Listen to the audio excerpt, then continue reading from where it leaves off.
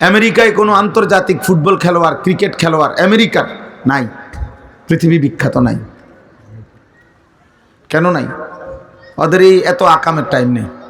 বিনোদন আছে, যা হালাল হারাম তো তাদের মধ্যে নাই, বিনোদন আছে, কিন্তু এত বিপুল পরিমাণ সময় শুধু খেলতে খেলতে নষ্ট করবে এত বেওকুফ না। বুঝেন নাই কথা? এই জন্য আমাদের তো বিপুল জনগোষ্ঠী আছে। আমাদের সন্তান যদি 5 কোটি সন্তান থাকে, আমাদের যদি একটা জরিপে আমি নিজে পত্রিকায় পড়ছি, বাংলাদেশে প্রতিদিন কমপক্ষে আপনার গড়ে 5 কোটি সন্তান নিয়মিত কিছু না কিছু স্কুল, মাদ্রাসা, জেনারেল যে কোনোখানে প্রতিষ্ঠানে পড়ালেখা করে কিছু না কিছু। তাহলে 5 কোটি কিশোর যুবক যদি এই মুহূর্তে বাংলাদেশে থাকে রানিং, প্রতিনিয়ত চলমান, তাহলে কি পরিমাণ কর্ম হইতে পারত। কিন্তু বেকার কি পরিমাণ মেহনত করে অল্প কিছু মানুষ। একজন ভাই বিদেশ, এটার উপরে ভরসা কইরা বাকি 3-4টা অপদার্থ তার ইনকামের উপরে ভরসা করে চলে। কিরে তুই কি করস? আমার ভাই বিদেশ। আর তুই কি করস সেটা না জিগাইলাম, না আমার আব্বা বিদেশ। ছি ছি ছি ছি ছি। চুল বদলানোর ভিতরে পৃথিবীতে কোনো বিবেক বা কোনো সুস্থ স্বাভাবিক যুবক কিশোর তার একটা কাজ যে চুলের কি করা, ফ্যাশন করা। এটা পৃথিবীর কোনো আধ পাগল, ফুল পাগল, পাবনার কোনো পাগল, হেমায়েতপুরের কোনো পাগলও এটা বলবে না। তোমাদের মতো কিছু ছেলে পেলে কে বেঈমান এত বেশি পাগল বানাইছে, মাতাল। প্রতিবন্ধী যে তুমি এতটুকু জানো না। আরে তুমি দুনিয়াই করো না মিয়া, হালাল পৃথিবী সাজাও না, হালাল দুনিয়াই করো না। যে পরিমাণ তুমি চুল নিয়ে চেষ্টা করলা, ওই পরিমাণ মাটির উপরে মেহনত করো, ওই পরিমাণ কলম দিয়ে আঁকো, তাইলেও কিছু একটা আসবে। ওই পরিমাণ যেই কোনো তার দিয়া লাড়াচাড়া করো, কিছু একটা বের হবে। আমি বললাম ভাই বাবা, এই জন্য বললাম কর্মের স্পৃহা, এই মোবাইলের প্রচন্ড আসক্তি কর্মের স্পৃহা নষ্ট করে দেয়, মানুষকে পরিশ্রমী বানায় না। ধীরে ধীরে অলস, অকর্মণ্য, অপদার্থ, অক্ষম, কাপুরুষ, বুজদিল, ভীরু একটা মানুষে পরিণত হয়। স্বাভাবিকভাবে লজ্জাস্থানের সক্ষমতা নষ্ট হয়। কারণ প্রত্যেকবার নারী দেখলে, উলঙ্গ ছবি দেখলে, অনুভব করুক বা না করুক, হারাম বীর্যপাত হয়। আর এই বীর্যপাতের কারণে শারীরিক সক্ষমতা নষ্ট হয়। একটা সময় এটা খোলস ছাড়া এই যুবকের আর কিছু থাকে না। এই জন্য অগণিত ছেলে আপনারাই দেখেন, আপনারা এখন দেখেন 16 বছর মাত্র বয়স, 18 বছরের ছেলের চেহারা আরো সুন্দর, আরো ফুটফুটে হওয়ার কথা, কিন্তু চুল চেহারা দেখলে বোঝা যায় চোখ ভিতরে ঢুকে আছে। এই যে মাঝে মাঝে অনেকে হাসে, দেখেন এই যে প্রতিবন্ধীদের হাসি দেখেন, আপনারাই দেখেন ডানি, অনেকে বুঝে যে আমারে বলতেছে, সে বুঝতেছে যে আমাকেই বলতেছে, এই জন্য ধাক্কা দেয় একজন আরেকজন। হা, এত কম বয়সে নয়তো চেহারা, চোখ এতটা ভিতরে ঢুকে যাওয়ার কথা না। এর মূল কারণ এটা গুনাহ, অশ্লীল ছবি, উলঙ্গ দৃশ্য, হারাম, জিনা, ব্যভিচারের ছবি, মোবাইলের এই প্রচন্ড ছবি দেখা। লক্ষ লক্ষ যুবক প্রতিদিন অনলাইনে জুয়া খেলে, বড় মোবাইল দিয়ে, বাবা মা জানে না। অথচ এই 500 টাকার জন্য ওনার অনেক ঘাম ঝরছে। যার কাছ, যে অভিভাবক বাবার ঘাম অনেক ঝরেছে। এই জন্য দোস্ত, আখেরাত তো আছেই, তোমরা ইদানিং কালে আইসা দুনিয়াও ভুলে গেছো। অথচ দুনিয়া আখেরাত আল্লাহ তাআলা তো দুটোটাই চাইতে বলছে। রব্বানা আতিনা ফিদ দুনিয়া হাসানা ওয়া ফিল আখিরাতি হাসানা ওয়া কিনা আযাবান নার।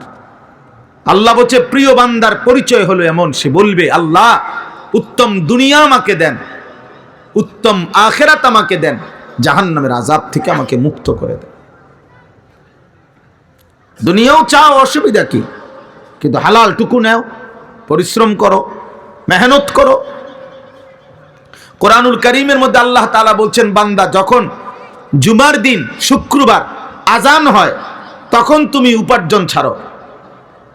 ওয়াজারুল বাই'i, এখন বেচা কিনা বন্ধ করো, এখন মসজিদে যাও। তার মানে কি বোঝা গেল? যদি 12টা 15-তে আজান হয় তো 12টা পর্যন্ত দোকানদারি করো, ব্যবসা করো, উপার্জন করো, আমি আল্লাহ তোমাকে নিষেধ করছি না। ফাইজা কুদিয়াতিস সালাতু ফান্তাশিরু ফিল আরদ, আল্লাহ বলেন আবার যখনই নামাজ শেষ হয় আবার আমার জমিনে ছড়িয়ে পড়ো। তাহলে ঘুমাইতে বলে নাই শুক্রবার, ওর ঘরে ঢুকতে বলে নাই, ফান্তাশিরু ফিল আরদ, জমিনে ছড়িয়ে পড়ো। ওয়াবতাগু মিন ফাদলিল্লাহ, আল্লাহর দেওয়া রিজিক তালাশ করো, আল্লাহ বলছেন। আবার কাজে লাগো, একদিনও না। মুমিনের প্রতিদিন একরকম, মুমিনের কোনো ছুটি হয় না। তাফসীরের মধ্যে আছে ইমানদারের ছুটি নাই বাবা, কোনো ইমানদারের ছুটি নাই। প্রতিদিনই নামাজ, প্রতিদিনই হালাল হারাম, প্রতিদিনই চরিত্র হেফাজত, প্রতিদিনই জাহান্নাম থেকে বাঁচার চেষ্টা, প্রতিদিনই জান্নাত লাভের চেষ্টা করা, প্রতিদিনই উপার্জনের মেহনত করা। একদিনের জন্য ইসলাম বেকারত্ব, অলস, অবসর থাকার কোনো অনুমতি দেয় নাই। আসর থেকে মাগরিব অবসর, এ কথা কোনো কিতাবে নাই। শুক্রবার দিন ছুটির দিন, এ কথা কোরআন সুন্নাতে নাই। শুক্রবার জুমার দিন, শুক্রবার ছুটির দিন কিতা? শনিবার দিন ছুটির দিন, এ কথা নাই কিতাবে। এটা হলো আমাদের কর্ম বন্টন, দুনিয়াবি চলবার জন্য আমরা বিভিন্ন আইটেম বন্টন করে নিছি।